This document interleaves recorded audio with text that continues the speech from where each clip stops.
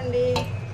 ఇది నట్స్ తోటి సున్నుండలాగా చేస్తున్నాను. నట్స్ అన్నీ చక్కగా వేపుకొని ఇలాగ పొడి మిక్సీలో వేసేసుకొని పొడి చేసుకొని వేడివే పొడి చేసాక బెల్లం శుభ్రంగా తురిమేసి బెల్లం దీంట్లో కలిపేసుకోవాలి. ఈ పొడిలోని శుభ్రంగా ఇలా కలిపేసుకున్న తర్వాత నెయ్యి మనం ఇలా కాగబెట్టుకొని కొంచెం కొంచెం నెయ్యి పోసుకుంటూ ఉండలు చేసుకోవాలి.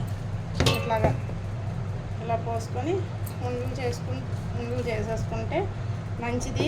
ఈ పిల్లలు నట్స్ అనేది తినట్లేదు. దాని గురించి ఇట్లా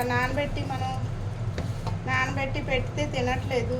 దానికని ఇలాగ ఏపీసి శుభ్రంగా పొడి చేసేసి బెల్లం నెయ్యి వేసి కలిపి మనకు ఉండలు చుట్టేసి పెట్టామనుకోండి పిల్లలు శుభ్రంగా తింటారు.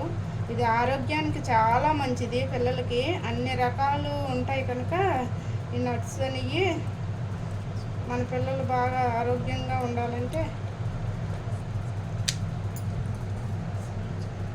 ఇవి వచ్చి బాదం పప్పు, జీడిపప్పు, పిస్తా పప్పు, అదే దోసపప్పు, గుమ్మడి పప్పు, అవిసె గింజలు, ఇంకా వచ్చి జీడిపప్పు, మొత్తం అన్ని రకాలు వేసి చేశాను. ఇది బెల్లం కూడా వేసాను. పంచదార వేసుకోవచ్చు. బెల్లం వేస్తే పిల్లలకి చాలా మంచిది. హెల్త్కి ఆరోగ్యానికి కూడా చాలా మంచిది. మీరు ఒకసారి పెట్టండి పిల్లలకి. ఇట్లాగా చేసి పెడితే మంచిది. ఇప్పుడు ఆరోగ్య విషయంలో చాలా జాగ్రత్తలు తీసుకోవాల్సి వస్తుంది కదా, అందుకనే నేను ఇలా చేసి పెడతాను పిల్లలకి. నేను ఎప్పుడూ మీరు కూడా ఒకసారి ట్రై చేయండి. పిల్లలకి ఇలా చేసి పెడితే తింటారు.